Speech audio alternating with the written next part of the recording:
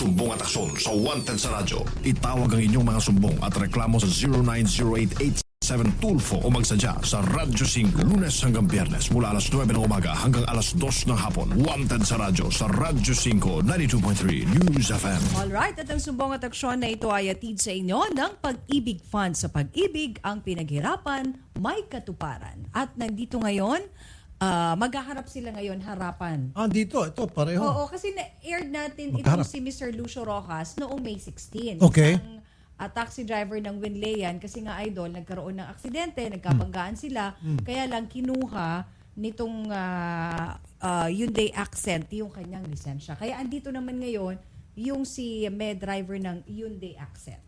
Okay, sige, magandang hapon sa inyong dalawa. Sino si Mr. Rojas? Ako po, sir. Kayo po si Mr. Rojas. Nakabanggaan niyo po Si Antonio si Makahilig. Mr. Makahilig. Opo, sir. Okay, naandala niya Hyundai. Opo. Kayo ho, anong dala niyo noon? Taxi po. Taxi. Tapos, yung inyong reklamo noon, tama, matandaan ko pa ito. Yung inyong lisensya, ibinigay sa kanya Opo, ng traffic enforcer. Opo, sir. Okay.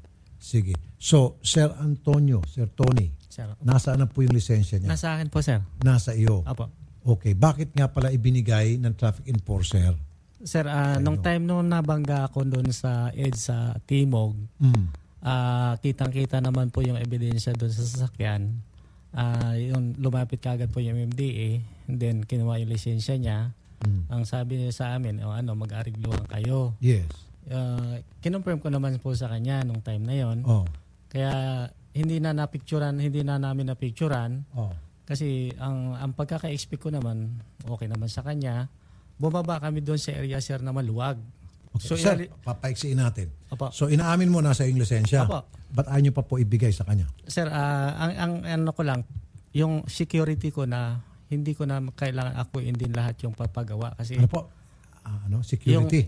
yung secure nung sasakyan na mapapagawa po. Kasi, Guarantee. opo. Anong guarantee na may papagawa ang sasakyan? Opo. Kasi ayaw po niya magbigay nung time na yun, hinihingan ko siya ng 1K para yung kulang naman. Yung, Unfortunately, sir, opo. hindi nyo po pwedeng hawakan yung kanyang lisensya. Wala ho sa batas natin yan. Na Opo, yung sir. kabanggaan ninyo, yung kanyang lisensya, isi-sequester ninyo.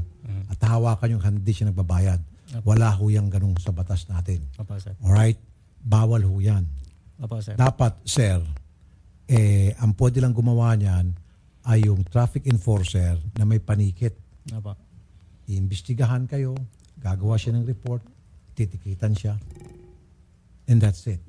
At Opo. pwede mo gamitin yung police report para habulin yung insurance mo o insurance niya o dili kayo magdidemandahan kayo. Pero hindi niyo po pwedeng hawakan yung kanyang lisensya hanggat hindi siya nagbabayad sa iyo. Mali po yung traffic enforcer. Opo. Naging stupido yung traffic enforcer. Mali niya at ibinigay niya sa inyo. Ngayon, sir, yung isang pagkakamali, wag na natin dugtungan pa ng isa pa ring mas matinding pagkakamali. Opo, sir. Traffic enforcer siya, dapat siya na mismo ang nag-imbestiga at nanikit. Pero ipinasa niya sa inyo, mali na yon. Ngayon kayo, hinuhold nyo at ayaw nyo ibigay, kapag hindi siya nagbayad, mas lalo mali yun. Okay, sir? Opo. So, ngayon pa lamang, sir, sinasabi ko na, mali yun, dapat ibigay mo. Willing ka bang ibigay? Opo, sir. Bibigay ko. Okay, so ano masasabi mo, Sir Lucio? Ayan Sir, na. bali po kasi ang nangyari ito. Hindi, sir, Opo. tapos na eh. Huwag mo nang pahabain pa. Pumapayag na nga eh. So, anong reaksyon mo? Magpasalamat ka ba o gusto mo pahabain pa natin? Sir, bali po kasi itong pangyayaring ito, nailapit ko po sa police station, sa traffic bureau po, sa Kamuning po. Okay. Lumapit po ako kahapon kasi nga po... Sir, ibibigay, shortcut, ano bang gusto mong mangyari? Yung lisensya, andyan na ho, ibabigay na sa inyo. Ay, sir, pakiabot mo na. Ayan. Ayan na. Okay. So, ano pa ang gusto nyo? Ayun po, inaano po ako ng traffic sa traffic bureau po na mananagot po si sir nga po, si Guya, na kapag hindi hinihingian pa po ako ng hinihingian pa ako ng kabayaran po dun sa damage Sir. niya po. Napapakinggan nyo ako pero hindi nyo ako naririnig. Ano po? Pinapakinggan nyo ako, hindi nyo ako naririnig. Andyan na po yung lisensya. Hawak nyo na po yung lisensya. Kahit na magdakdak siya, magyakyak kung anong hiling niya. Sabi mo lang, ayoko. Hawak mo na lisensya. Ano pa? Okay po. Tama, sir? Ngayon, kung magkakadimandahan kayo, labas na kami doon, sir. Ang importante, pinunta nyo rito para makuha yung lisensya. Nagawa na po namin, nagampanan po namin Opo. yung aming tungkulin sa yung paghiling na para mabalik sa'yo. Naibalik na po namin. Opo. Ano pa pong gusto nyo gawin namin?